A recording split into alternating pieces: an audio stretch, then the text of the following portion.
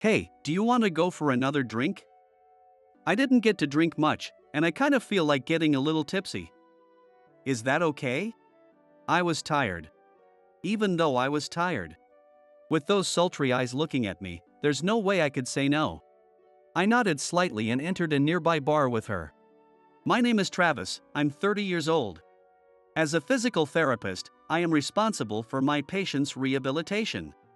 I perform treatments and support recovery for patients whose physical functions have been impaired by injury or illness, aiming to maintain and improve their abilities. I think about how to approach each case to help their bodies recover as much as possible. I plan the treatment, observe their reactions, and adjust my methods. It's a very rewarding job.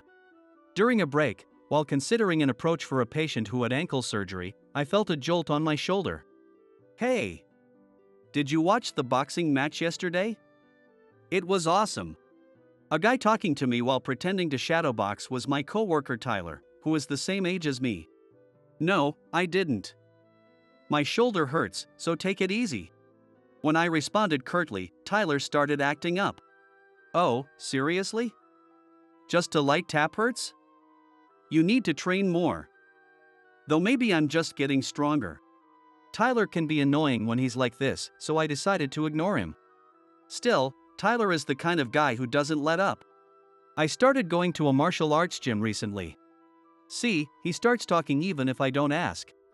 They said I have a good sense of it. I'll get strong quickly. If someone scary bothers you, I'll protect you. You look pretty weak, after all. I finished my lunch and stood up. Alright, then protect me if Director Owen bothers me, I said, starting to walk back to work even though there was some break time left. From behind, Tyler yelled, "That's not what I meant by scary." Even I can't defy Director Owen, making the other staff laugh. I don't like watching or doing martial arts. I can't stand seeing people in pain. That's why, in my rehabilitation, I carefully adjust the pressure and approach to ensure it doesn't cause much pain to my patients.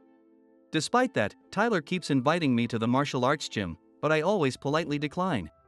Maybe it's because we're the same age and he finds it easy to approach me, or maybe I'm just his target for teasing. I don't know, but Tyler often messes with me.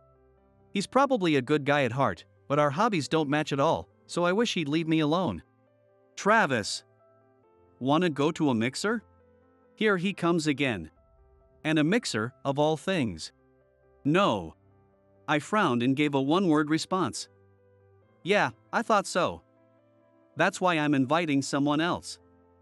Tyler said with a peace sign and a smile. Then why ask me?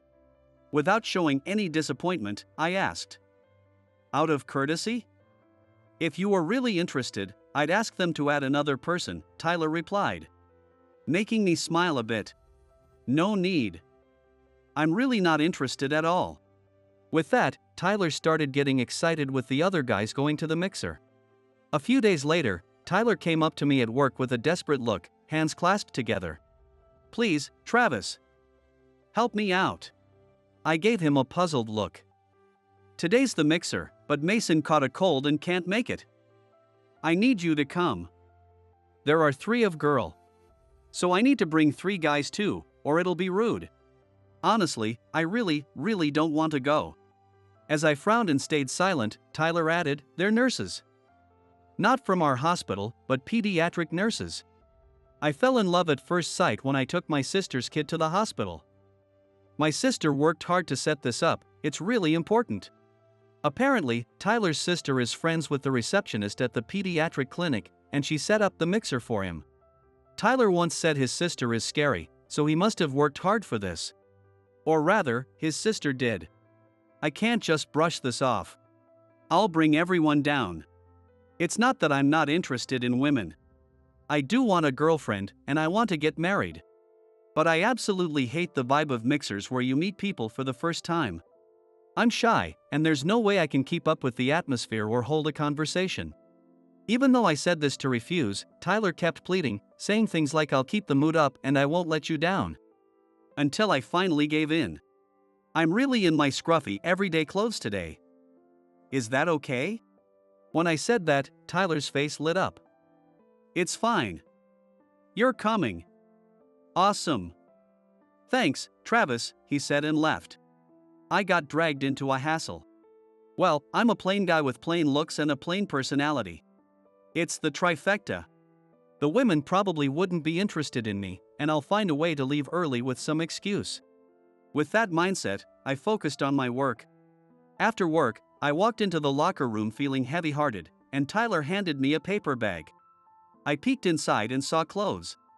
"What's these?" I asked, and Tyler gave a clumsy wink. "I invited you last minute, so I bought this during lunch." "Here, take it and change." Inside was a decent shirt and pants, not quite a suit but relatively smart. "I can't accept this. I'll wash and return them," I said, but Tyler smiled and said, "It's fine, they're a different size." True, I'm 5 feet 7 inches. Tyler, who's 6 foot, is quite a bit taller. When I offered to pay, he refused that too. I really appreciate it today. The venue is a pretty fancy private restaurant, and you'd feel out of place in scruffy clothes. So, I gratefully accepted and tried them on, and they fit perfectly. Tyler is unnecessarily thoughtful in these things. Another coworker, also dressed nicely, joined us, and we arrived at the mixer venue. It was a formal place, part of a high-end chain. If I had worn my scruffy clothes, I might have been kicked out before entering. Even dressed in a nice shirt, I didn't really want to be there. We were shown to our seats and waited nervously for the women to arrive. The seating was at a sunken, heated table with colorful woven straw mats, but I ended up sitting cross-legged. Then the lattice door opened, and 3 elegantly dressed women walked in. I thought it would be rude to stare, so I kept looking at the floor, but when I glanced at the woman sitting in front of me, I was genuinely shocked. With large, clear eyes, a straight nose, and slightly plump lips with light lipstick, she was a beauty. She was the woman I met when I was hospitalized after an injury in high school. That was 13 years ago. There's no way she would remember. Why do I remember? Because I fell in love with her, left the hospital without confessing my feelings, and parted ways. Her smile has been stuck in my mind for these 13 years. We introduced ourselves. Her name was Amy. It matched the name I remembered. I honestly don't remember the other women, but it seemed like Tyler's crush was the woman sitting to Amy's left, as he kept talking to her. She seemed gentle and kind. I pretended to look down while watching Amy's every move. This makes me just a creepy guy. Tyler, of all people, noticed my nervousness. This guy's shy. He'll get used to it soon, so bear with him, and you're nervous. Should you down a strong drink? He teased. Please, just stop. Instead of bothering with me, Tyler should focus on approaching the woman he's interested in. I thought. He was probably nervous too. By paying attention to me, he was trying to keep his composure. Also, arguing back would only dampen the mood. I could only make small talk with Amy while dodging Tyler's teasing. As we passed the time like this, the lattice door to our private room suddenly opened. I thought it was a server, but it wasn't. A burly man was leaning against the door. With tan skin and a beard, his eyes were completely glazed over.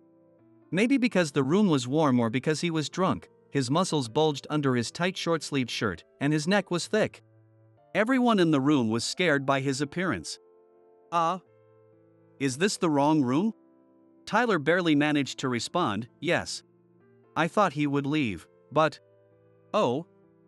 Wow, 3 beauties. Mind if I join? He said, stumbling in. He seemed very drunk. The man wedged himself between Amy and Tyler's crush and started talking to them. Tyler quietly left. He was probably going to get a server. I wanted to wait for that. But I couldn't wait for Tyler to return with a server. Because the man wrapped his arm around Amy's shoulder and brought his dirty face close to her beautiful one. Amy's face froze in fear, her eyes teary. The moment I saw that, I stood up and swiftly moved behind the man. Sorry. With that one word, I grabbed the arm around Amy's shoulder, pulled it towards me, and trapped the man's body with my legs. The man let out a strange noise. I'm sorry. I'm sorry. I'm sorry. I apologized while locking him in a hold he couldn't escape from. The man groaned in pain, trying to break free. I'm sorry. Please don't resist. It'll hurt more if you do. The man managed to gasp out, who are you? But I just kept apologizing. I don't like seeing people in pain. As I held him in place, Theyre came rushing back.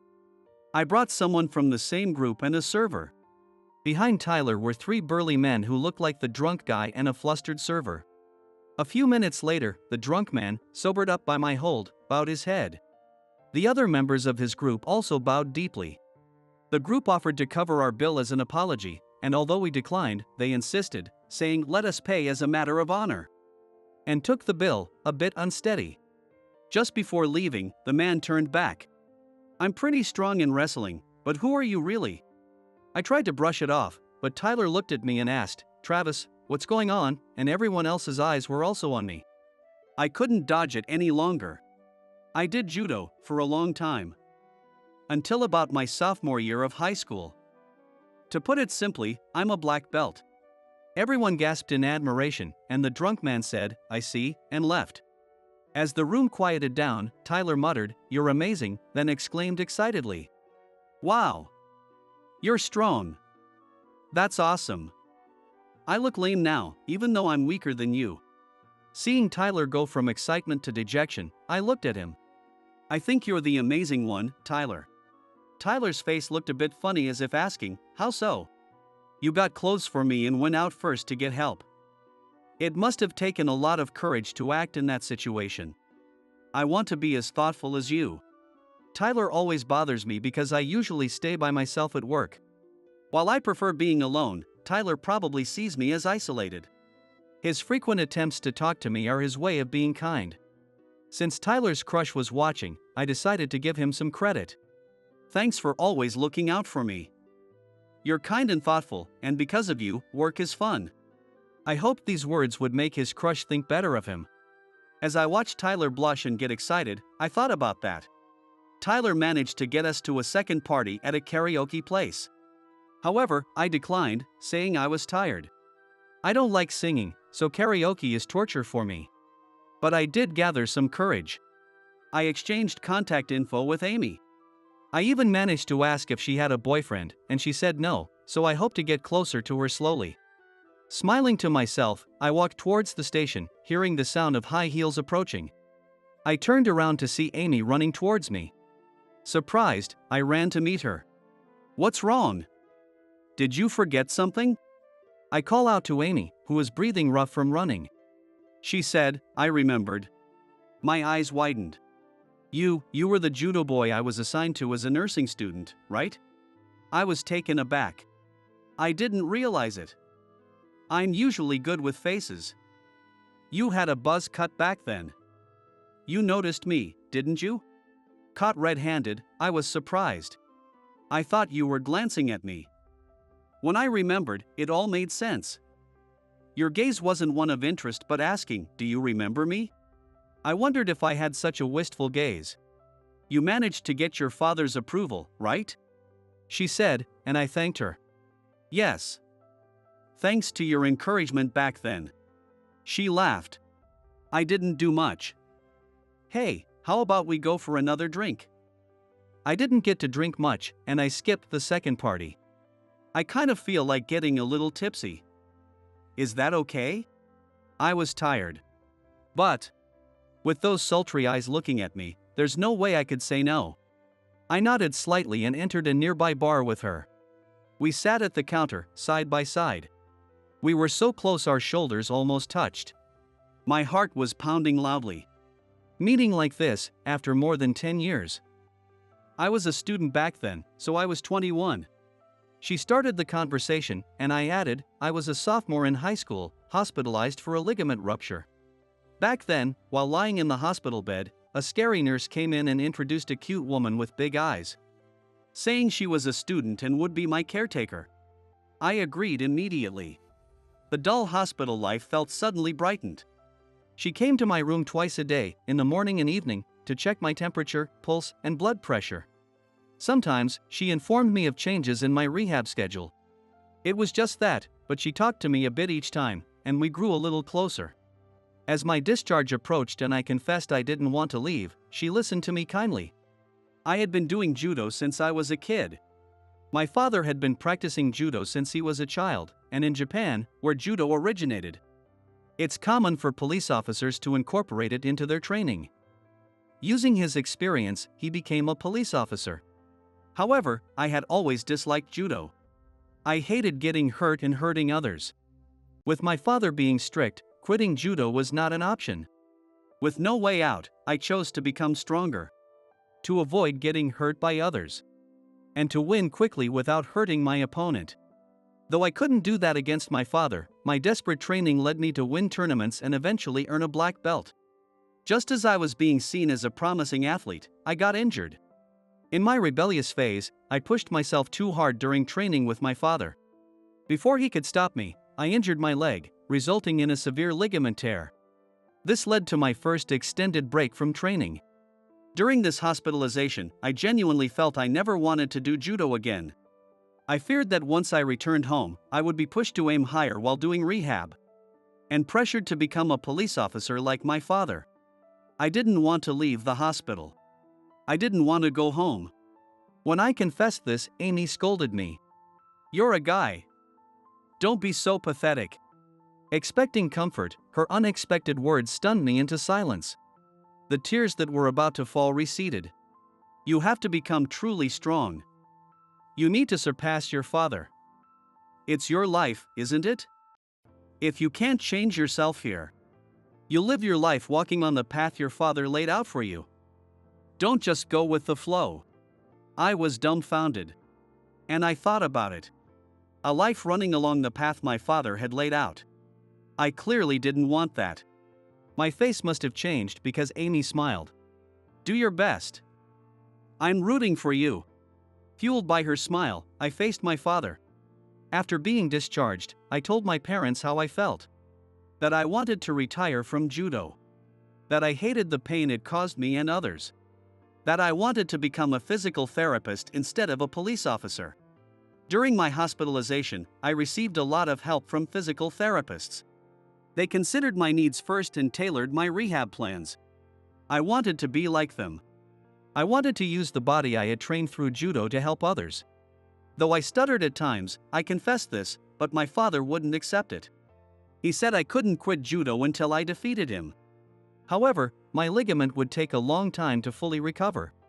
When my mother, in tears, asked what would happen if I forced myself to train and ended up unable to walk, my father relented and gave me another condition.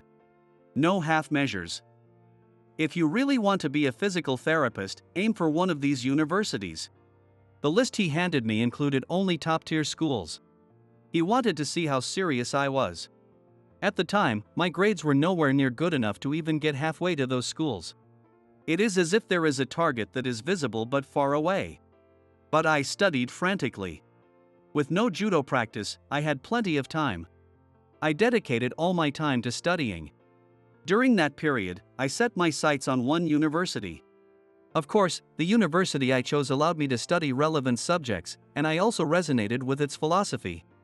Motivated by my desire to attend this university, I studied intensely from the summer of my second year of high school and was accepted into my target university. I think my father eventually accepted my goal. To be honest, he might have feared that I would stop studying altogether. The snacks and drinks he occasionally brought me showed that he genuinely supported me. When I finished telling Amy about how I surpassed my father, she looked at me with teary eyes and said, "That's amazing, you really worked hard. That university is truly prestigious. I respect you," and she applauded me. "Your words changed me, Amy," I said, looking straight into her eyes. She fidgeted and said, "I feel bad, so I'll tell you, those words were like me talking to myself." Surprised, I listened as Amy shared her story. She revealed that becoming a nurse was also her parents' suggestion. With good benefits and plenty of job opportunities. It seemed like a practical choice, and she followed that path without much question. But because it wasn't her own decision, she started to slack off. Especially during her internship, she felt useless, made many mistakes, and was constantly reprimanded by her supervisor. Meeting me during those days, when she wished for time to pass quickly and the internship to end soon, she tried to prolong our conversations to avoid spending time at the nurse's station. While telling you those things, I was actually trying to motivate myself. I was questioning if I was just following the path my parents laid out for me. Watching you, I realized clearly that I didn't want that. I wanted to be someone who could empathize with patients. I decided to become a nurse not because my parents wanted me to, but because I chose to.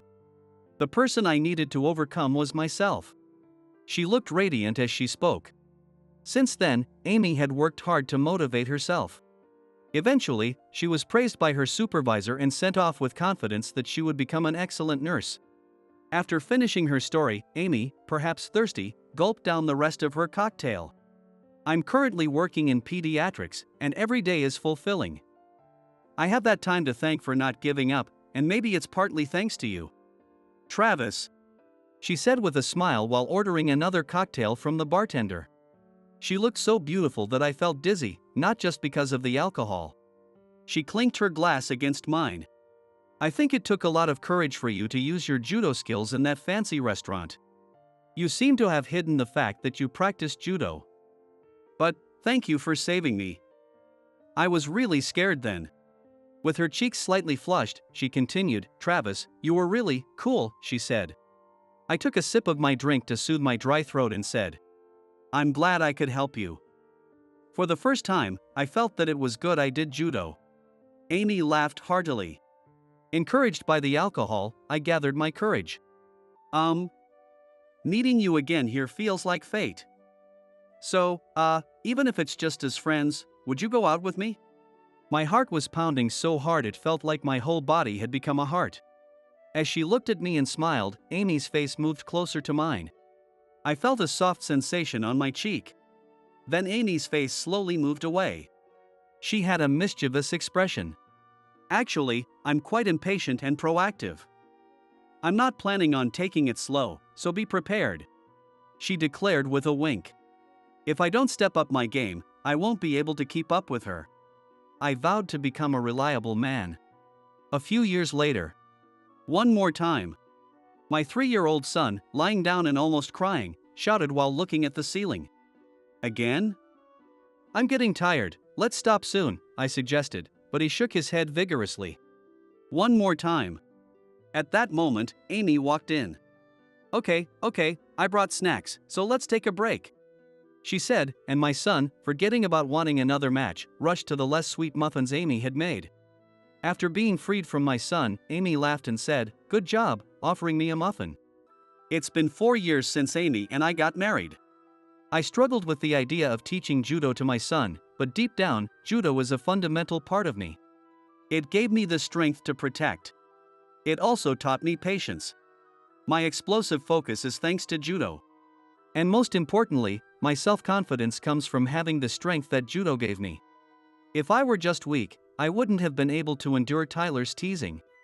The soft heart instilled in me by judo gave me the strength to brush off Tyler's teasing. I want my son to develop that same mindset, so after discussing with Amy, we decided to teach our son judo. Unlike me, he's got a strong competitive spirit. He'll probably be good at judo. Dad would be happy. My father, now a doting grandfather, spoils my son with a soft gaze. It's hard to believe he was ever so scary. He got his competitive spirit from me, Amy said, smiling at our son. Her smile was dazzling. I placed my hand on Amy's swollen belly. I hope this one will be kind like me. Amy laughed heartily. Listening to her laughter echo through the small room, I realized how truly happy I was. I felt the same way she did. Despite it being our first meeting, we got along perfectly. I'm Henry, a 38-year-old single man. I've been working as a French lecturer at a private college, and recently, I was promoted to associate professor. My fascination with France began when I read a biography of Napoleon in elementary school. I still vividly remember being thrilled as a child by Napoleon's journey from his small island of Corsica to become an emperor through hard work. During my college years, I visited France for the first time through a homestay program. Seeing the Palace of Versailles, where Napoleon held his coronation, felt like a scene from history coming to life. Unable to forget that moment, I went on to graduate school and began researching the history of the French Revolution. Currently, while continuing my research, I teach French to students. Even during the summer break, I'm busy writing papers every day. However, since my sister and her husband's restaurant is busiest during this time, I help out there on Friday and Saturday nights during the summer break. My sister, Emily, who is 5 years younger than me, worriedly asked, "Are you sure it's okay to help us with the new semester preparations coming up?" "Yes, it's fine. Sitting and writing papers all the time can get overwhelming, so it's a good change of pace to move around.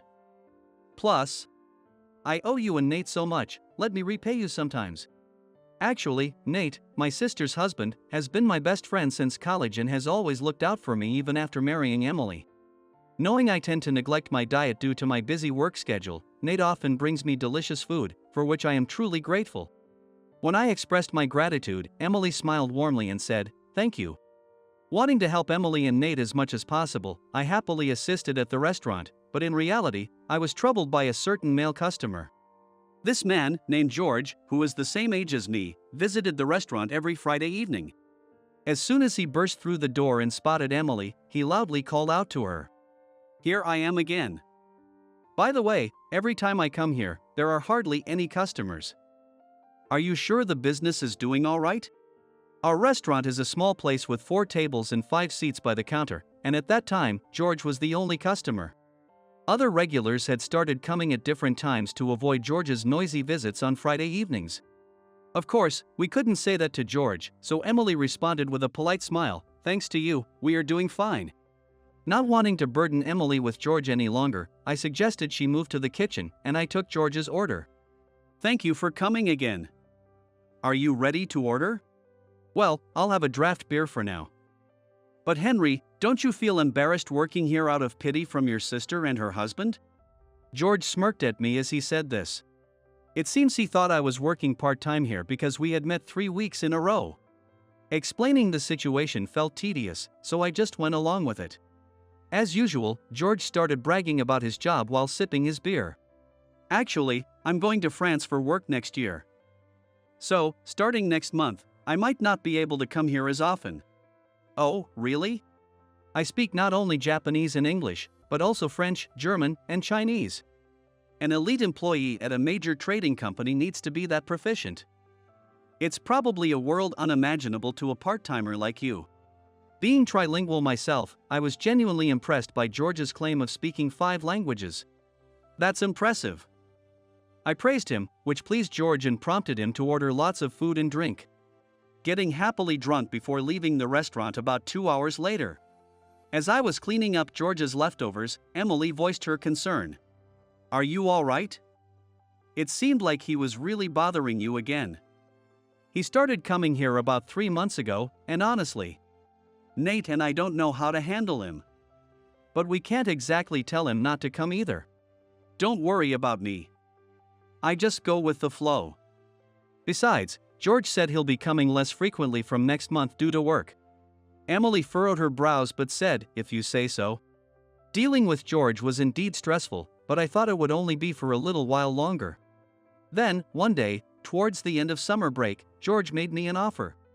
"Hey Henry, I bet you're free tomorrow, right? There's a mixer with some nurses, come with me." I was taken aback by the unexpected invitation, but George, already drunk, kept insisting, "Do you know how much money I've spent at this place?" while pounding the table. Fearing he might cause more trouble for Emily and Nate, I reluctantly agreed. Satisfied with my agreement, George said, "All right, see you tomorrow," and left the restaurant cheerfully. I had planned to help out at the restaurant the next night, but I couldn't back out of the promise now. When I told Nate and Emily in the kitchen about how I ended up being invited to the mixer, they were both shocked. "Wow. George really is a selfish person." "I'm speechless," Emily said, exasperated. "Sorry about not being able to help out tomorrow like I planned," I said. "Don't worry about the restaurant. It's been calmer lately, and we'll manage. Besides, it's a mixer, Henry. You should go and have fun. I bet you'll meet someone special." Nate encouraged me. Indeed, it might be a good opportunity. After not having a girlfriend for over 10 years, I had been thinking it was time to meet someone new. Taking Nate's advice, I decided to give the mixer my best shot. I thanked Emily and Nate and worked enthusiastically that night. The next day, I headed to the Italian bar George had specified. But as soon as I entered, I was taken aback. George had told me, even though it's a bar, it's a proper place, so wear a suit, but I was the only one who showed up in a suit. The bar had a casual atmosphere, and everyone else was in their regular clothes. The bar, known for its fusion of Italian and Japanese cuisine, had a decor that mixed both styles. Wine glasses made of lacquerware and Venetian glass vases with artificial cherry blossoms decorated the interior, giving it a playful touch. Usually, I would have enjoyed such a setting, but I felt out of place in my formal attire. Looking around, I saw George and the other participants already seated at a round table. Although I had arrived 10 minutes before the appointed time, I felt something was off. As I stood there, puzzled, George spotted me, pointed, and started laughing. "Henry! Come on, man. I get that you're excited about the mixer, but showing up 20 minutes late in a suit? That's a fail for a grown-up." George said that and laughed exaggeratedly by himself. At that moment, I realized George's true intention. He had deliberately told me to wear inappropriate attire and given me the wrong meeting time. He probably invited me to the mixer just to make a fool out of me. As I stood there in shock, one of the female participants spoke up. "No, not at all. I think his suit looks very nice." "And George, it's not right to point and laugh at someone at a fun gathering," she said sharply. Chastised by the woman, George looked embarrassed and began to defend himself. "Come on, Laura. I was just joking a bit. Henry. Just take a seat. It's your fault for being late in the first place."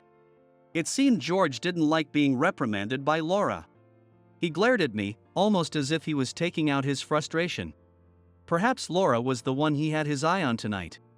Indeed, she was the most beautiful among the 5 female participants. She had big, well-defined eyes, a sculpted face, and curly brown hair, giving her an exotic allure. Her brightly colored dress suited her perfectly. "Sorry," I said, bowing my head to George. Seeing an empty seat next to Laura, I quickly sat down beside her and thanked her. "Thank you for earlier. I felt a bit out of place in my suit, but your support helped." She smiled warmly at me. "You're welcome. It really suits you. I'm Laura. Nice to meet you.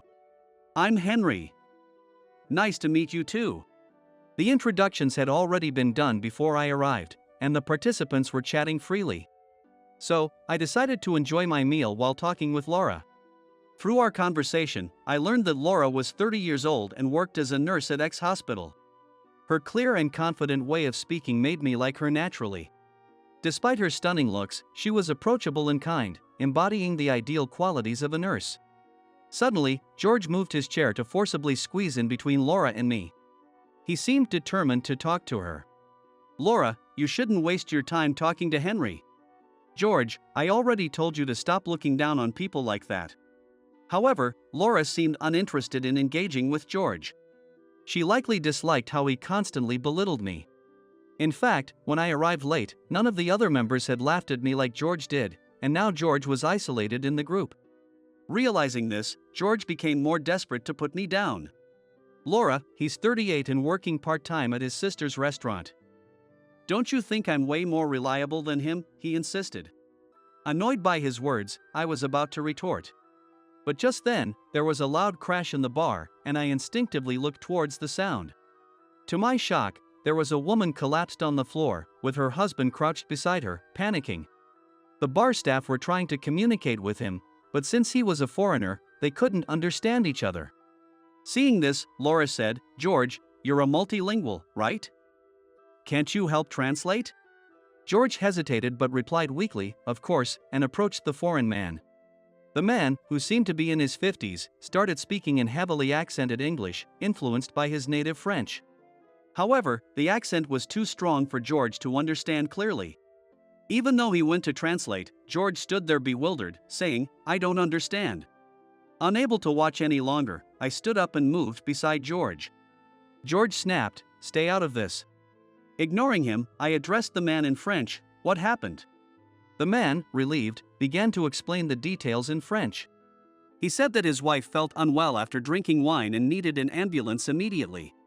I translated this to the female staff, who promptly called 119, saying, "Thank you so much." Laura then approached and offered, "I'm a nurse, so I can help if needed." The staff, reassured by having a medical professional on hand, handed the phone to Laura. While Laura communicated with the emergency services, I continued to translate the man's explanations to her. "Where are you, and what's the emergency?" "We're at an Italian bar, and a female foreigner is feeling unwell. She skipped her usual blood pressure medication this morning before going to the hot springs. According to her husband, she spent a long time in the hot springs, and after drinking a glass of wine at the bar, she felt unwell and collapsed from her chair." Hearing this, Laura relayed the woman's medical history and situation to the paramedics. While waiting for the ambulance, Laura asked the staff for something to place under the woman to ensure her safety. The staff quickly brought a mattress from the office room. Laura and I moved the woman's body onto the mattress, and Laura positioned her in the recovery position to secure her airway. I'm laying her on her side to keep her airway open. I immediately translated Laura's words to the husband. He understood the situation and, with tears in his eyes, repeatedly said, "Thank you." Soon, the ambulance arrived, and the woman was swiftly transported to the hospital. As I translated Laura's words to the husband, the bar quieted down as if a storm had passed. Laura and I were thanked by all the bar staff, who said, "You saved us," as we headed back to the table where the mixer was taking place. There, George, who had been keeping a low profile until now, nervously sweating, asked me, "Henry, who are you?" "Actually, I'm a French language lecturer and recently became an associate professor." An associate professor. He had always looked down on me, thinking I was just a part-timer, never imagining I was an associate professor. The other participants praised me, saying, "That's amazing. You spoke French so fluently, Henry." It was really impressive. "No, not at all. Laura, you were amazing as well. As expected of a nurse." As we exchanged compliments, the other participants started clapping and cheering, saying, "You two make a great team." I never expected things to turn out this way. Feeling embarrassed, I scratched my head, blushing. While Laura and I received applause for our teamwork, George suddenly stood up roughly and said, "I'm leaving," before storming out of the bar. For a moment, the room fell silent due to George's abrupt departure. One of George's colleagues then spoke up. George probably didn't like seeing Henry speak French better than him.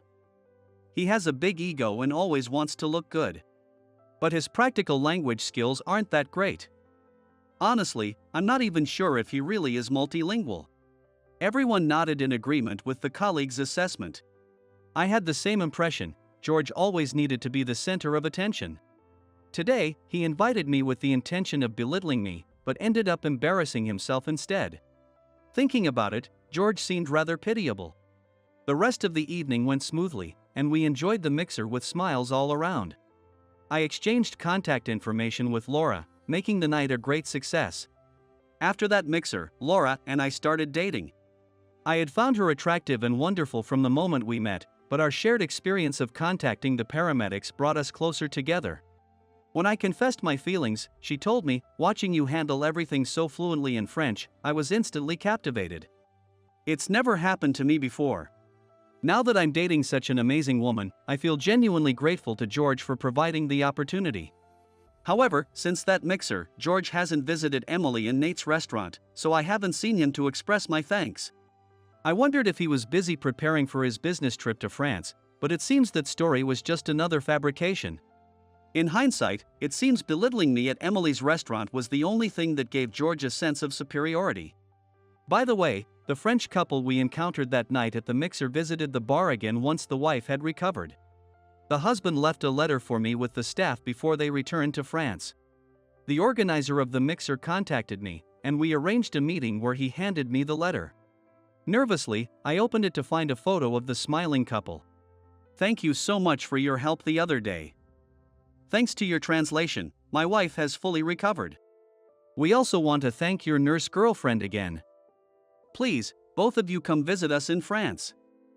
My wife and I would love to show you around." I showed the letter to Laura, and she smiled with joy. They thought we were a couple back then. I've decided. Our honeymoon destination should be France. "Wait, Laura, does that mean?" I asked, and Laura, blushing, gently took my hand. "I don't want to let go of this hand. I thought instinctively, and with that momentum, I proposed to her, "Marry me." 1 year after meeting Laura. Laura and I were at Charles de Gaulle Airport together. In the distance, we saw the couple waving at us. Seeing them, Laura smiled and waved back, her engagement ring sparkling as if predicting the wonderful journey that was about to begin. I'm going to transfer schools. Iris's eyes widened at my words. Then, a sad expression appeared on her face. No, it can't be. Seeing her reaction, I decided to go for it. I ripped the second button off my uniform. It's a year early, but please take it. I held the second button tightly in my fist and extended it toward her. I looked straight at Iris. Iris brought her hand to her mouth and then shed tears. I'm sorry. I was completely shocked. My name is Harry. I'm 30 years old. Currently, I'm outside, having stepped out of my high school reunion for a moment. Our high school has an interesting tradition. When graduates turn 30, a reunion is held in the school gym. The current students prepare for it. It starts in the evening and goes on until night. Simple snacks are provided, but generally, each alumnus brings something. Alcohol is not allowed. I've been having a great time with my friends, reminiscing and enjoying ourselves. But the person I really want to see is still surrounded by people, and I haven't had a chance to talk to her yet. So nostalgic. Standing in front of the big cherry tree next to the gym, I reminisced about my high school days. In high school, I was an average student. I didn't study much for tests. Just by listening in class, I could score around 80. For me, not having high aspirations, it was a satisfactory score. One day, I had forgotten to bring a homework assignment that was due that day, so I went home to get it. Walking down the hallway to the staff room, I saw a girl looking worried. It was Iris. She was at the top of our class every year and was also very pretty. She was flawless. She was someone I thought I'd never have any connection with. No way, has Mr. Austin already left? She mentioned the math teacher's name with a troubled look. The teacher she asked offered to call another math teacher, but she shook her head and turned to leave, passing by me. A pleasant, floral scent wafted in the air. It was probably her shampoo or conditioner. Feeling a bit lucky, I went into the staff room, handed in my assignment, got a bit of a lecture, and then left. Walking down the hallway, I saw something on the floor. I picked it up and realized it was a student ID. It had Iris written on it. I checked the shoe lockers and saw her shoes were still there. This meant she was still in the school. I debated leaving the student ID in the shoe locker and going home. But it felt a bit wrong, so I headed toward the classroom. I was in class 1, she was in class 3. I decided to check the classrooms and the library, and if I didn't find her, I would leave the ID in the shoe locker. Peeking into class 3, I saw Iris with her head in her hands. I quietly entered the classroom and said, She looked up at me. Her eyes were shining with tears. Iris quickly wiped them away and looked at me. What? Pretending not to notice her tears, I walked over and placed the student ID on her desk. I found this. Oh, I dropped it. Thank you. Iris examined the student ID and thanked me.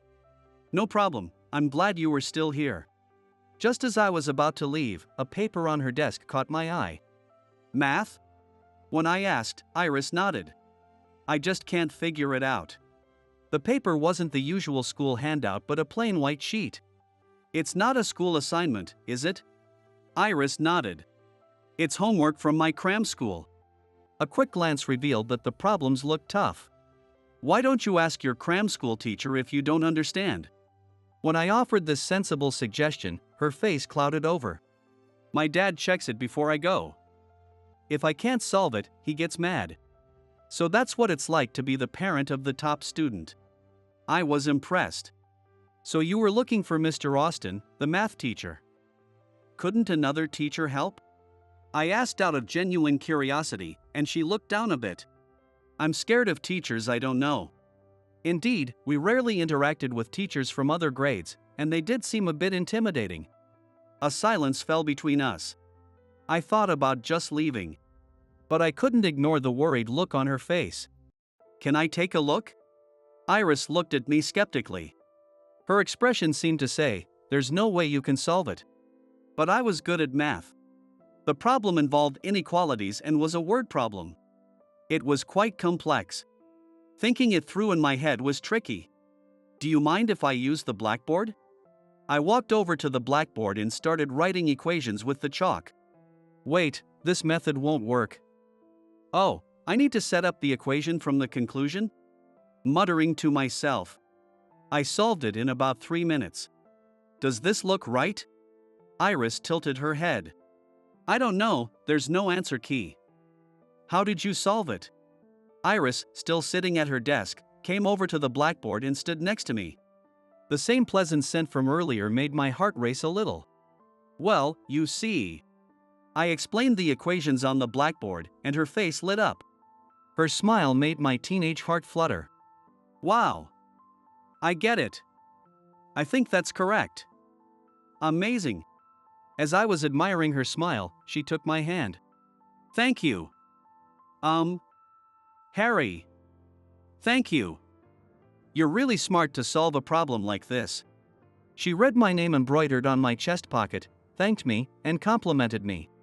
Then Iris looked at the clock. Oh no. It's already this late.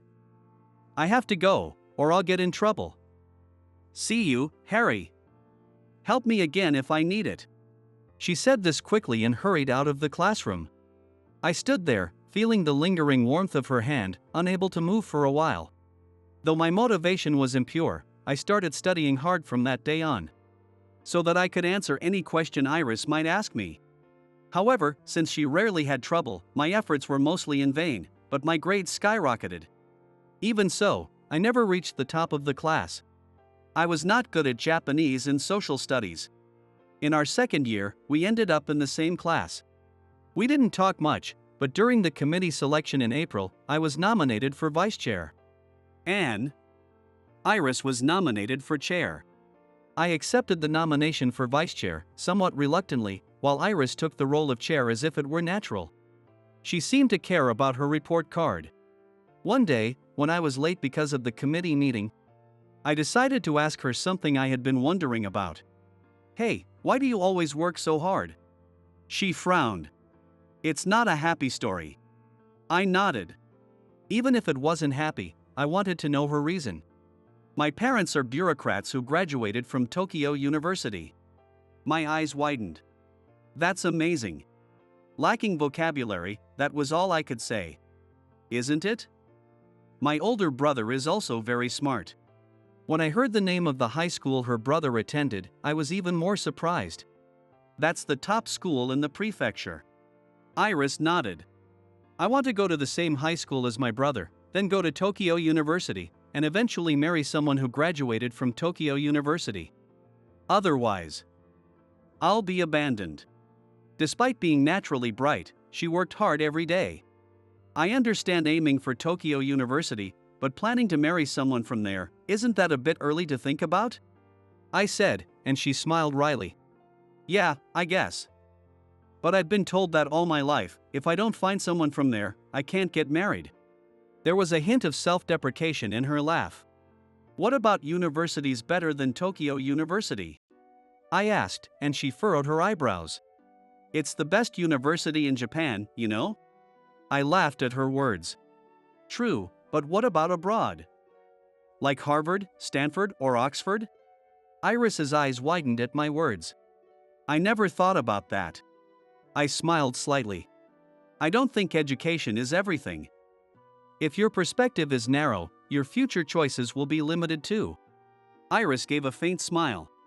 Yeah, but for now, my goal is Tokyo University. I want to become a bureaucrat and support the country from behind the scenes like my parents. I was amazed at her grand dream. Then maybe I'll go to Harvard and become a politician, eventually the prime minister. Would that satisfy Iris's parents? Just kidding. Iris blushed slightly at my casual remark.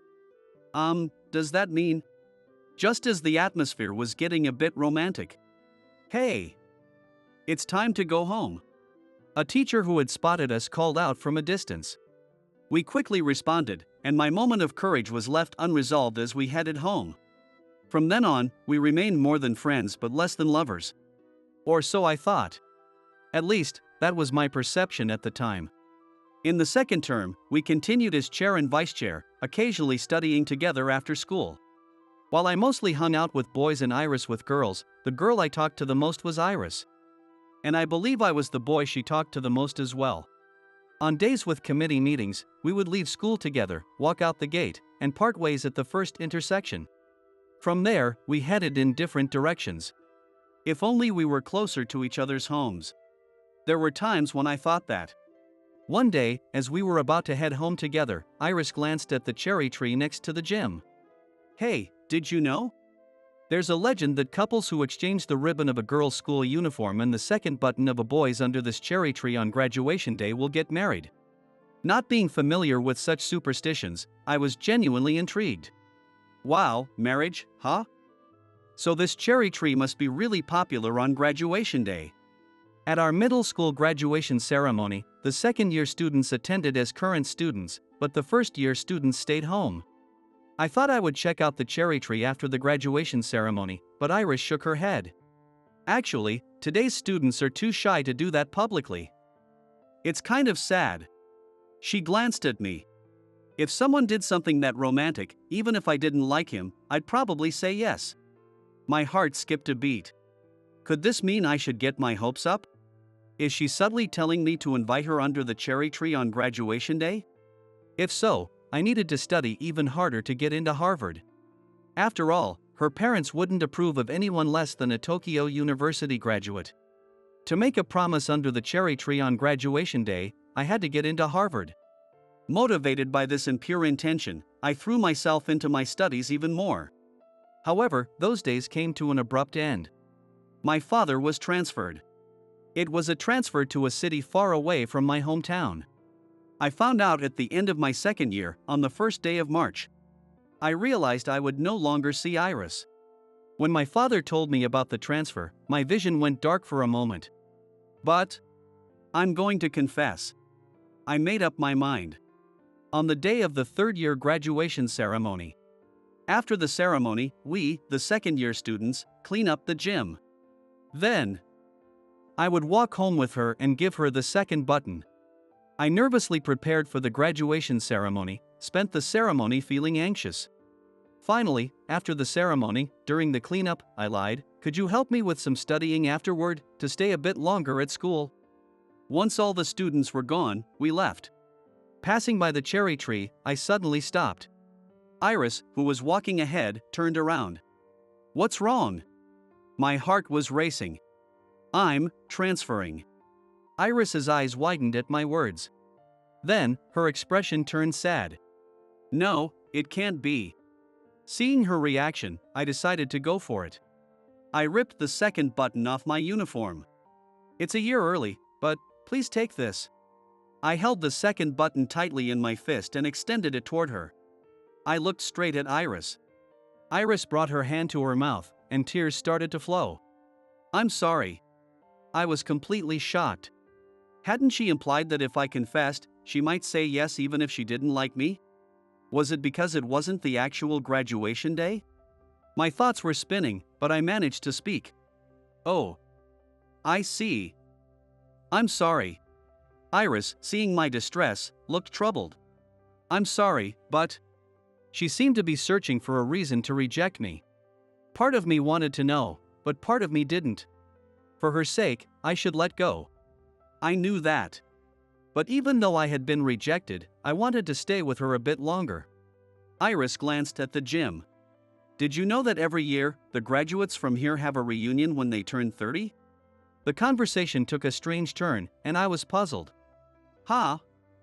Oh, yeah, I know, we have to help with the preparations, so, what about it?" I looked at Iris, but she kept her gaze on the gym. "When we're 30, if we're both still single." She paused and then looked directly at me. "Let's exchange then." She gave me a big smile. "I'm definitely going to Tokyo University, so..." "Harry, you go to Harvard." "Promise." This promise made me feel like we had formed a bond. "Got it." "Iris." I'll make it happen. We walked home. It was a bit awkward, but I spent the remaining days before my transfer just like normal with Iris. They are very precious memories. And now, here I am at 30, standing under the cherry tree. As I reminisced, I heard the sound of heels approaching. Turning around, I saw Iris walking toward me in a blue dress. Iris! The wind gently rustled her dress.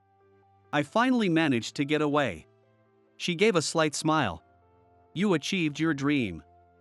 You went to Tokyo University, became a bureaucrat, and even became Miss Tokyo University? Congratulations! I said this with a gentle smile, and Iris responded with a soft laugh. Thank you. It's been hectic, but I'm doing well. How about you? I haven't heard a thing about you. I even asked everyone about Harry. But no one knew anything.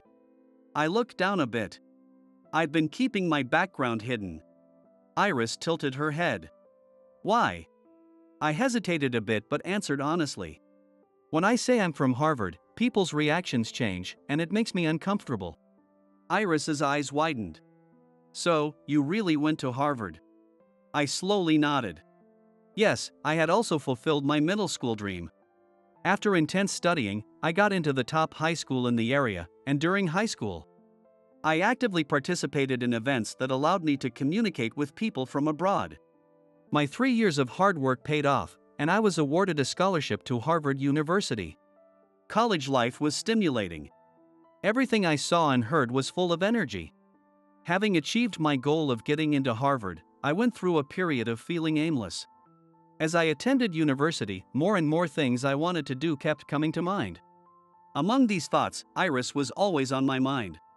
Iris, who wanted to become a bureaucrat and work for the country. What could I do for my country? I had thought about becoming a politician back in middle school. But I realized it wasn't for me. One person's power alone isn't enough. What could be the pillars supporting the country? As I pondered this, an idea came to me.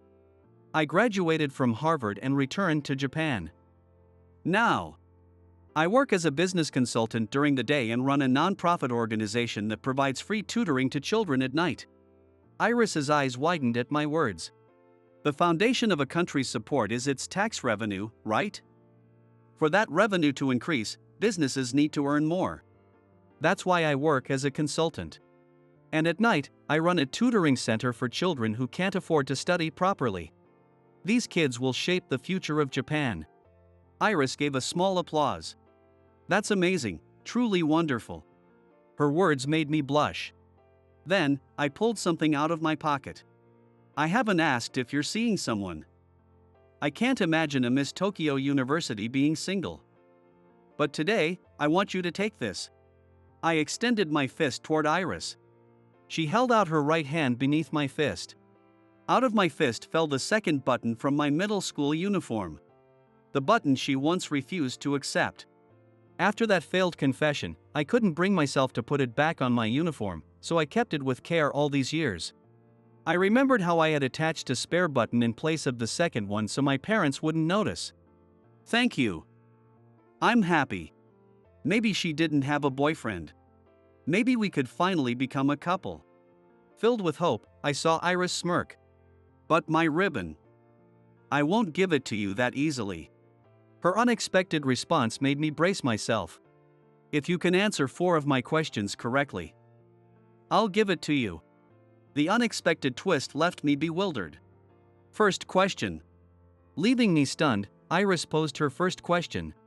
What do you think of the current politics in Japan? I was taken aback. Does that even have a right answer? At my question, Iris tilted her head and smiled. She didn't seem interested in answering. I shared my opinion with her. Iris smiled, seemingly satisfied. Okay, second question. What's the solution to global warming? Another tough question. It was a huge challenge. Thinking hard and recalling what I learned in university, I managed to come up with an answer. Iris nodded along. It was hard to tell if I was right or wrong. All right, third question. Once again, it was a question with no clear right answer. And then, okay, the fourth question. Iris looked up at me. How many guys have I dated so far? The sudden change in direction of the question threw me off. Well, I hoped the answer was 0. But that was unlikely. She was Miss Tokyo University, after all. She was pretty, with excellent communication skills. 1. I'd be jealous of that guy. If it were more, I wouldn't like that either. You have 10 seconds left. The sudden time limit made me panic. 3. Iris made a dramatic frown. Wrong. Now you're out of chances. Here's the final question. She didn't tell me the correct answer. While I was bewildered, Iris took a step closer to me. Do I still love you? Her question made my heart race. What did she mean by still? Had she ever liked me before? I had confessed before transferring, but she rejected me. However, she left the possibility open for when we turned 30. I gathered my courage. Yes. I stammered a bit but looked straight at Iris and answered. Iris stared at me without changing her expression. Final answer? With a mischievous look, she dragged out the moment. What was the answer? My heart was pounding loudly. I wanted the answer quickly. As I swallowed nervously, Iris broke into a smile. Then, she extended her left hand to me. In her palm was her ribbon. I guess I'm actually quite loyal and innocent. The answer to the fourth question is 0. Hearing her answer, I couldn't hold back any longer. I wrapped my arms around Iris. She also put her arms around my back. I'm sorry I couldn't respond back in middle school. I thought a long-distance relationship would be impossible for me. I was overwhelmed with studying, and even then, it was hard to focus while harboring my first crush. Hearing first crush, my heart skipped a beat. Your first crush was me? In my arms, Iris nodded. Kind, hardworking, and we got along so well. You were the only boy who casually said. Then I'll aim for Harvard when I hinted that I wouldn't date anyone less than a Tokyo University graduate. My heart raced. But, as Miss Tokyo University, didn't you have a lot of suitors? Wasn't there anyone good at Tokyo University? I asked, and Iris laughed. Of course, there were many. But I couldn't forget you, who aimed for Harvard for me. What about you? Didn't girls flock to you once they knew you were from Harvard? Those blonde beauties there? I chuckled at her question. There were girls, even if I wasn't noticed by blonde beauties, when I returned home and people knew I was from Harvard. Both men and women treated me differently. But like I said, I hated that, so I usually kept it hidden. I only mentioned it when necessary for work. I took a deep breath. Until I turned 30 and reunited with you, I made sure I didn't develop feelings for anyone else. Iris giggled. So, what if I rejected you? I laughed. Then I'd flaunt my Harvard background and have a blast. Iris laughed heartily at my joke. Then you'll never get to play around. Is that okay? I tightened my arms around her. Of course. You're the only woman I want to be with forever. We hugged in silence for a while. Then, congratulations, someone shouted, causing the surrounding crowd to cheer. Turning around, I saw a large group of people gathered at the gym entrance. It seemed we had been watched. Since when, I wondered. Well, of course, if Miss Tokyo University doesn't come back for a while, everyone would be worried and look outside. It was obvious, but we hadn't noticed and spent the time as if we were alone. I felt embarrassed, my face burning. Suddenly, there was a chant for a kiss. Was it okay to do this? In front of everyone. Under the sacred cherry tree of our middle school. I tried to avoid it, but Iris whispered. If you don't, we won't be able to calm them down. Iris looked down shyly, and I found her irresistibly cute. So, in front of everyone, under the sacred cherry tree of our middle school, I gave Iris a light kiss. Years have passed since then. Iris and I got married. A year later, we were blessed with a child, expanding our family. 3 years later, we had another child, making us a family of 4 now. I've expanded my NPO tutoring program nationwide and also offer it online while continuing in-person sessions. Many children from low-income families seek a place where they belong. I hope to provide that place for them. Iris is busy every day as a bureaucrat. Iris often comes home late at night, so I worry about her health.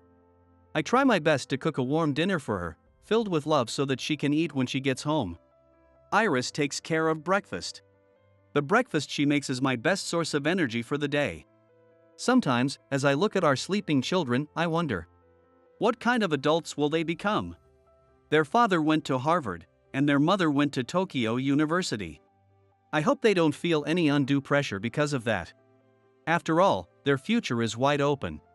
I want them to become whatever they want to be without narrowing their choices. And once they decide what they want to become, I want to support them with all my might as a parent. The same goes for the children who come to our tutoring program. If they find a dream, I want to help them achieve it with all my might. As I thought about these things while watching my children sleep, I heard a faint sound from the entrance.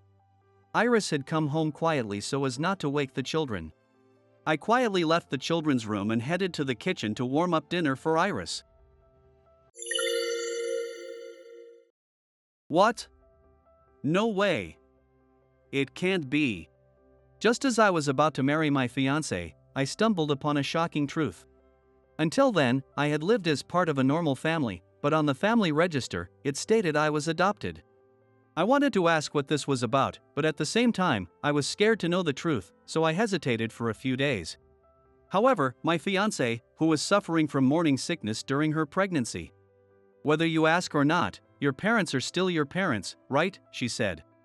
Even after their biological child, who was 15 years younger than me, was born, my parents never neglected me. They raised me with care. Summoning up the courage, I took the family register and asked my parents about it. My name is David. I'm 23 years old. To help my parents in the future, I work for a real estate company. My parents are what you might call landowners, managing various properties. They've inherited land over generations, running apartments, parking lots, and such, making us quite wealthy.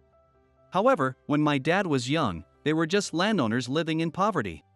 Perhaps because of this, or maybe despite it, my dad's motto was simplicity and frugality. We live in a modest single-family home, and though the yard is fairly large, most of it is used for a vegetable garden. Of course, we don't have a housekeeper. Meals are homemade by my mother, and we never had fancy multi-course dinners like on TV.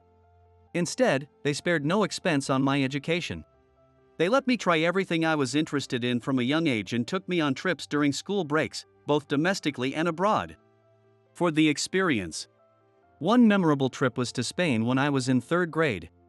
My dad chose it because of its many historical buildings. We also visited France, Germany, Canada, Brazil, and many other places. At each destination, my parents would explain the history and culture to me in an easy-to-understand way. I think they studied history and culture just to teach me. Even domestic trips were mostly educational, and we rarely went to famous theme parks or amusement facilities. We only went to fun places on my birthday trips, and I envied classmates who had annual passes and went often. That said, the trips were not unenjoyable.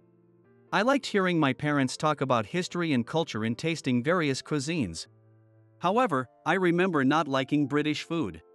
Even now, I can't eat haggis, a dish made from sheep's organs. Back then, we all wanted to return to Japan quickly, a sentiment we still laugh about. When I became a middle schooler, I got busy with club activities and studies, and we rarely traveled abroad. My parents encouraged me to take the middle school entrance exam to make future exams easier, but I attended public middle school instead. I simply didn't want to part with my elementary school friends, but in middle school, everyone made new friends, and some of us drifted apart. Looking back, I sometimes regret not taking the entrance exam as my parents suggested. Because of this, I took high school entrance exams seriously, balancing study and club activities, leading to very busy days. My parents must have had busy days keeping up with me, too. I didn't attend any cram schools for studying. My parents, both graduates of a prestigious national university, tutored me themselves. During my club matches, my mom participated in parent activities, and my dad always came to cheer me on. Our routine changed slightly just before I entered my 3rd year of middle school.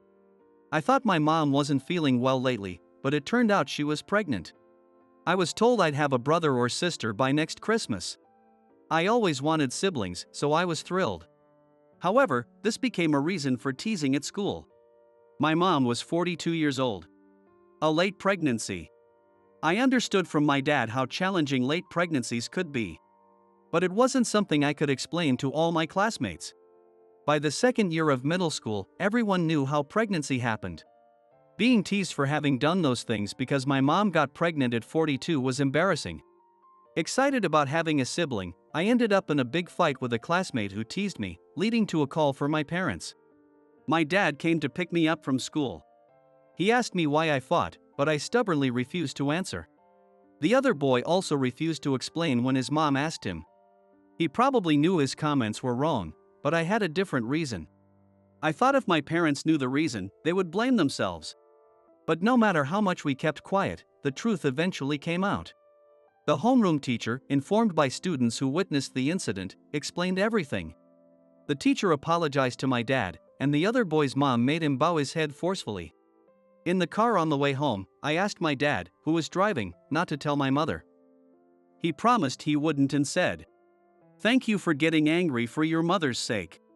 However, he also scolded me all the way home, saying that even if it was for mom, fighting was not acceptable. Afterwards, the homeroom teacher used class time to explain pregnancy and childbirth in detail, and the boy apologized to me. Although I initially didn't intend to forgive him, seeing how genuinely sorry he looked, I accepted his apology. My sister was born on Christmas of my third year in middle school.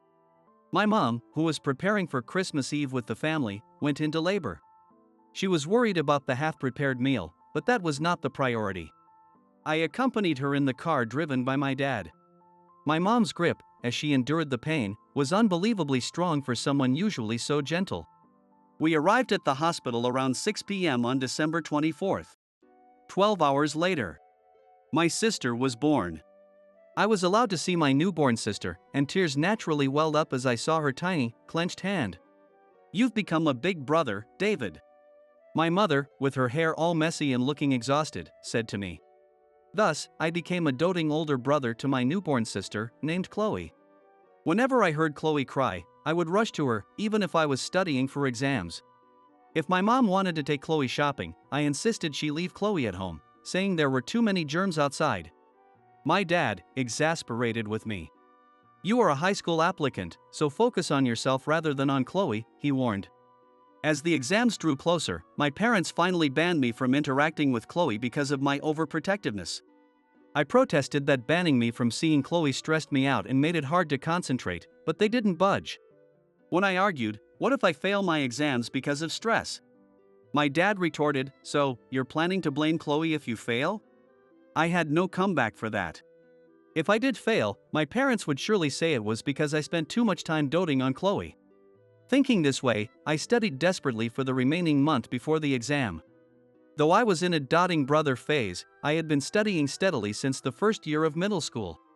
Having kept my grades at the top, I easily passed my desired high school entrance exam. Easily. Though academically it wasn't a problem, saying it was easy in terms of my personal life is debatable. After finishing the exams and entering spring break, I didn't want to leave Chloe's side for a single day. During that spring break, the classmate who used to tease me also came to see Chloe, and he was completely smitten by her cuteness.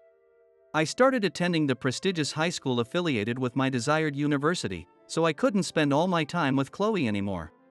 Naturally, I transitioned from being a doting brother to a regular brother. However, I was still frustrated when people called me a doting brother. What's wrong with a brother being kind to his sister? Before my first summer vacation in high school, I went for a part-time job interview. I wasn't dissatisfied with my allowance, but my dad said it would be good to work for the experience. "How much money can you earn from working? How will you spend that money? Knowing this alone will be a good experience," my dad said. So, I went for an interview at a nearby bento shop. I suspected my parents were worried about me being too attached to Chloe. This was my first time writing a resume, and I didn't have much to write. I started from my kindergarten days, and as I recalled my past, I felt a slight sense of unease. I remembered attending kindergarten. But I also vaguely recalled going to a place like a daycare. My parents had always told me I attended kindergarten, and there were photos of me in uniform. However, I had faint memories of being in a different place with many children. Didn't I attend kindergarten? I asked my dad, who was reviewing my resume. He gave me a puzzled look, wondering why I was asking such a question now. Maybe I have memories from a past life. I joked, and he gave me a skeptical look. It seemed the only way to reconcile my faint memories with what my parents told me was to believe in past life memories. My dad said it was likely a mix of dreams and things seen on TV, but I preferred the past life theory. It was more romantic that way. I'm not a geek, but believing in past lives and alternate worlds is more exciting. Though my dad was exasperated, I chose to think that way. I was hired after my interview at the bento shop. At my first part-time job, there were 3 employees and 5 part-timers, including the manager, Sam. There were 3 high schoolers and 2 college students among the part-timers. I developed a crush on one of my fellow part-timers, Emma. Emma started working there when she entered high school to save money for college. At first, I thought she just came from a less privileged family. She always hurried home after the shop closed at 9 p.m., finishing closing tasks in 30 minutes. We didn't have many opportunities to talk except during shared breaks. I later learned from conversations between Sam and Emma that she lived in a foster home. Emma rushed home because the home had a curfew. Her parents had died in an accident when she was in elementary school, and with no relatives to take her in, she ended up in foster care. Being taken in by the facility, Emma must have faced some prejudice. However, Emma was always cheerful, as if nothing had ever been tough. I was drawn to her dedication to working hard every day just to pursue her studies in college. Before the summer vacation of my second year in high school, I confessed my feelings and we started dating. Initially, Emma was reluctant to date because she didn't have parents and lived in a foster home. However, it was Emma and I who were dating, and nothing else mattered. Even if I was concerned about Emma's background, I wanted to date her knowing it, so it shouldn't be an issue. Aren't you viewing yourself the same way those who look at you with prejudice for being raised in a foster home do? Emma was at a loss for words. I wasn't trying to blame her, but I wanted her to have more confidence. Even without parents and being raised in a foster home, Emma was a hardworking and impressive young woman. That's why I fell for her. Emma said if I didn't mind her being busy with work and studies, she would date me. She worked 5 days a week, so I knew she was busy. Even so, I wanted to spend as much time with her as possible. Our dates were mostly study sessions at the library. Coincidentally, we both aimed for the same university. But Emma's mock exam results showed a B grade. Thanks to the educational focus from my parents since I was young, I had an A grade. My parents, who graduated from a prestigious national university, tutored me, so I had an A grade. Emma, without any tutoring and studying alone for the entrance exam, had a B grade. It was clear she was putting in a lot of effort. This clearly showed how strongly Emma wanted to get into university. Her strong desire to get into university made me reflect on my own casual approach to higher education and inspired me to think seriously about my future. Thanks to Emma, I started to take my future seriously. Emma and I worked hard together and applied to the same department at the same university. It was the law department of the most prestigious university in the country. Emma wanted to protect victims of accidents and crimes. I aimed to support my parents' real estate business. Despite different motivations, we both passed. When I confirmed my number on the board, I called my parents. My parents were delighted, and even Chloe, who had just turned 3 and started speaking, congratulated me. Big bro, congrats. Emma also contacted the foster home and received congratulatory messages. She had a delighted smile on her face while holding the phone to her ear.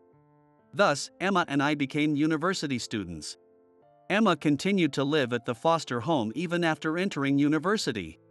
While many foster homes require residents to leave after high school graduation, the facility where Emma lives allows high school graduates to stay until they turn 20.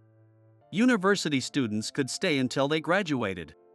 This meant that high school graduates had a 2-year grace period to save for independent living, while university students had to save during their studies. Emma, determined to become independent, continued to work part-time and study diligently. Despite her busy schedule, she never complained. Some of her foster home peers had to work immediately after high school to support their parents, unable to attend university.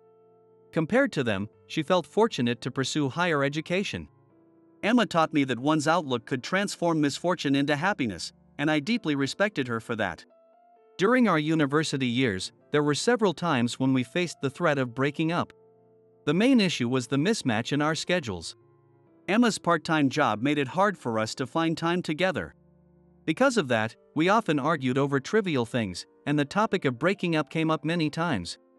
However, we managed to stay together and graduated from university.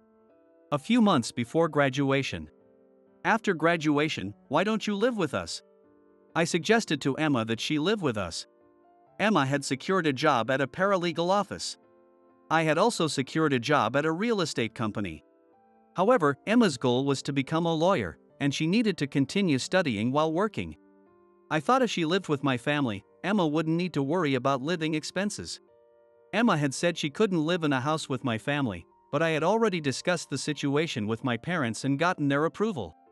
The rest was up to Emma. She had visited my house several times and knew my parents and Chloe. My parents liked Emma, appreciating her hard work, and Chloe was fond of her too, so there shouldn't be any problems. Even so, I understood her hesitation about living at her boyfriend's family home. So, I decided to tell Emma my resolve. Will you marry me? It was a simple proposal. I had planned to say something more touching or memorable, but in my nervousness, that was all I could manage. Emma accepted my proposal, and it was decided she would live with us after graduating from university. Some might think it premature for a university student to talk about marriage, but I couldn't imagine anyone else as my future wife. Even though I might meet many women in the future, I couldn't imagine wanting to marry anyone more than Emma. For some reason, I felt it was fate. I had been to mixers where I met beautiful and cute women. But none of them made me want to see them again. I couldn't help but compare them to Emma and only saw their flaws. This was also a cause of arguments between Emma and me. Despite her busy schedule, Emma took the initiative in doing household chores when she started living with us after graduation. My parents and I told her to use that time for studying, but she insisted it was no problem since she was used to it from the foster home. However, sometime after we started living together, Emma fell ill. We all thought she had overexerted herself. But in reality, it was something else. Emma was pregnant. Even though we had planned to get married and register our marriage in a few months, Emma was still in the middle of her dream. We had been careful enough, but still. I'm sorry. I apologized, thinking I had hindered her dreams, but Emma frowned. She said, "Aren't you happy?" I wasn't unhappy, but honestly, I felt more apologetic for disrupting her plans. Seeing my confusion, Emma said, "I can take the preliminary exam anytime, it's okay. Even if you graduate from the law department, you can't become a lawyer without going to graduate school. To become a lawyer, no matter how brilliant you are, you either have to go to graduate school or pass the preliminary exam." Emma, who had to leave the foster home upon graduation, had planned to take the preliminary exam instead of going to grad school. Yet she smiled, saying she was happy about starting a family. My parents also said, having a child is a miracle, and supported us. Thus, we decided to get married, but I discovered a shocking truth. My registered domicile was at my dad's family home in a neighboring city. To submit the marriage registration, we needed identification documents and a family register. When I saw the family register for the first time, I was shocked. What? No way. It can't be. The family register stated that I was adopted. For a few days, I was torn between wanting to know the truth and fearing it, unable to ask my parents. But as Emma struggled with morning sickness, she said, "Whether you ask or not, your parents are still your parents, right?" Even after their biological child, Chloe, was born, my parents never neglected me. They had always raised me with care. I gathered my courage and, holding the family register, asked my parents, "Can you explain this to me?" I held the family register in my hand and asked my parents to explain the situation.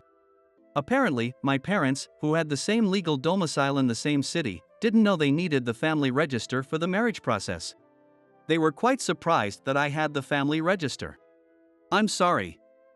We planned to tell you when you turned 20, but we never got around to it." My dad lowered his head apologetically. Then he explained everything. My dad, Michael, and my mother, Sarah, got married when they were 27. Despite not using contraception, they saw no signs of pregnancy even after 2 years. Following the wishes of my late grandparents, they both underwent fertility tests. It turned out that my mother was infertile. Financially well off, my parents pursued fertility treatments, but after 5 years, they still couldn't conceive. When my granddad, who was particular about bloodlines, passed away, they decided to stop the treatments. The treatments had taken a toll on my mother's health and emotional stability. Despite this, she endured it to meet my grandparents' expectations. My dad, unable to watch her suffer, suggested adoption. When my parents visited the foster home where I was, they felt it was fate. I had just turned 4 at the time. I was been placed in an infant home immediately after birth and then moved to a foster home. My name is David, and my dad's name is Michael. They were intrigued by the shared character in our names and spoke to me. Despite being very shy and only opening up to people at the foster home, I smiled at them. Feeling it was destiny that a shy child like me would smile at them, they decided to start the adoption process immediately. My biological dad was unknown, and my biological mother was 16 when she gave birth to me. Since I was only 4, a special adoption could have registered me as their biological child. However, my biological mother had become unreachable, making this impossible. Special adoption requires the consent of both biological parents. My parents tried to locate my biological parents but couldn't. So, I was adopted into their family. To my parents, who longed for a child, I was as good as their biological son. Even after the miraculous birth of Chloe, they couldn't imagine neglecting the son they had raised for over 10 years. I realized that because my parents had difficulty having children, they were able to accept Emma's pregnancy so wholeheartedly. Hearing this, I felt my parents' love more deeply than ever. When Chloe was born, I was 15. It was just before I graduated from middle school. They could have made me independent after middle school since I had completed compulsory education. For the sake of appearances, they could have supported me until high school and then left me on my own. But instead, they continued to love and support me. At that moment, I understood the unease I felt when writing my first resume. What I thought was a daycare was actually the foster home. Though my dad pretended not to know, he must have been anxious inside. I realized they kept it a secret for my sake. It was shortly after Chloe was born, and I was doting on her. If I had known then that I wasn't her biological brother, it would have been a huge shock to me. I might have become bitter, thinking I was unnecessary now that they had a biological child. Understanding my parents' profound love, tears streamed down my face. Thank you. It wasn't something I had thought out. A spontaneous expression of gratitude slipped from my lips. What a time to say that. With tears in his eyes, my dad chuckled, and I laughed along with him. I was certain that my parents would continue to love me as they always had. Our life would go on as usual. A few months later, Emma and I had our wedding. My family, along with several teachers from the facility where Emma grew up, attended the ceremony. Chloe served as the ring bearer, and the ceremony was filled with joy. College classmates and workplace supervisors. With so many people celebrating us, we are truly happy. We aim to make our wedding a joyous and fun occasion. We decided against the traditional emotional letter to our parents. Not everyone at the wedding knew that Emma was raised in a facility. And we saw no need to highlight that. Additionally, it would have seemed odd if I alone expressed gratitude to my parents, so we chose not to include a thank you letter. Instead, I had another plan. A week after the wedding, I suggested to my family that we visit the facility where Emma grew up. In fact, the facility where my parents adopted me was the same one Emma grew up in. Travis, the director who attended our wedding, was delighted that Emma and I, who had both been at the facility, were getting married. So, I had asked Travis for a favor. Emma, unaware of the plan, asked what we were going there for, and I replied, I want to see where I lived when I was little. That was true, but there was another reason. We parked the car and headed to the facility's playground. Huh? Why aren't there any kids playing? Emma looked puzzled. It was unusual for no children to be playing in the yard on a Sunday at this time. Despite her curiosity, I led Emma to the multi-purpose hall overlooking the playground. Congratulations on your wedding, Emma. The children shouted, and party poppers went off. Emma was taken aback. I had planned a small wedding ceremony at the facility. It wasn't as grand as the one at the venue, but with the help of the facility's family, we prepared a handmade wedding ceremony. For the past week, I had been visiting the facility with my parents to prepare. Emma was led inside by the small children holding his hands. Travis said, "Congratulations," and handed him the bouquet. Tears welled up in her eyes. Emma had wanted to invite all the teachers to the wedding, but it was impossible to leave the children alone at the facility. So only a few could attend. I had suggested inviting the children to the wedding, but Emma declined, thinking it would be too much. While understandable, I knew that both the teachers and the children were like family to Emma. It was natural for her to want her family to celebrate with her, and I was sure they wanted to celebrate her as well. So, I asked Travis if we could have a celebration party at the facility. He said that the staff and children would love to help and celebrate. Though it might not have been a full-fledged wedding, we were celebrated by the children and staff. After the performances by the children and staff, I encouraged everyone to head to the dining hall. As a thank you, I had arranged for a catered lunch. The children, seeing the catered food for the first time, ran towards it with shining eyes, only to be scolded by the staff. "Looks like they're more excited about the food than my celebration," Emma said, smiling as she watched the children. A high school senior preparing for exams approached Emma and said, "Emma, you've given us hope." "Thank you." Emma, who grew up in a foster home, graduated from university and now has a happy marriage.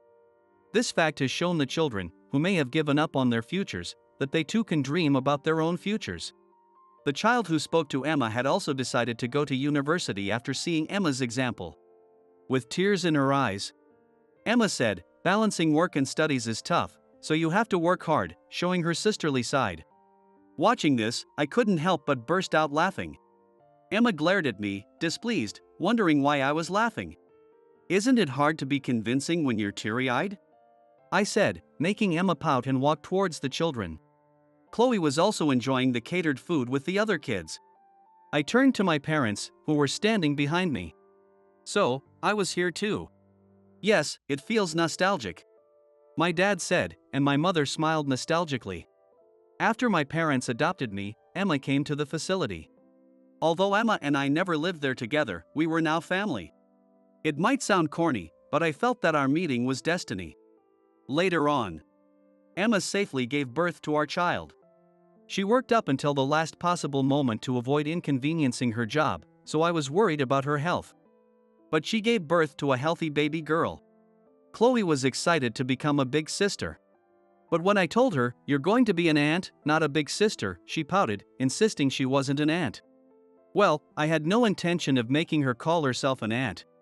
But I wanted her to understand that she wouldn't be a sibling since she was already 9 years old.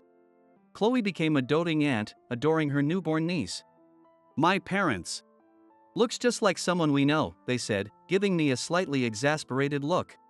Indeed, I was much the same when Chloe was born. Knowing this, Emma laughed, and I felt a bit embarrassed. "Chloe is just like her big brother," Emma said, almost making me tear up.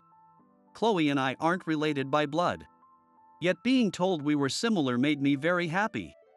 It felt like Emma was saying that family ties aren't just about blood relations. Emma returned to work shortly after giving birth and passed the preliminary exam that year. It was a test that took about 6 months. Our entire family supported Emma, but balancing childcare and studying must have been extremely challenging. Sometimes she complained about being sleep deprived, but Emma was always smiling. Emma said she tried to smile even more when things were tough. "Making a sad face only makes things harder," she said with a smile, making me admire her even more. Holding our granddaughter, my mother said, "It looks like you'll be under her thumb," laughing. "I'm perfectly fine with that. After all, I believe there is no one as hardworking, cheerful, and wonderful as Emma." "I'm home." Chloe rushed into the living room after returning from school, saying, "Lisa, I'm your big sister," to our daughter in my mother's arms. It's amusing to see Chloe's determination to make sure she isn't called an aunt, insisting every day that she's a big sister. When my mother told her to wash her hands first, Chloe hurried off to wash them. "Lisa. That's our daughter's name. Emma, you've given us hope." That was when the name came to me. Chloe is the hope of our family. Lisa is the dream of our family. These two little ones will always remain the dream and hope of our family.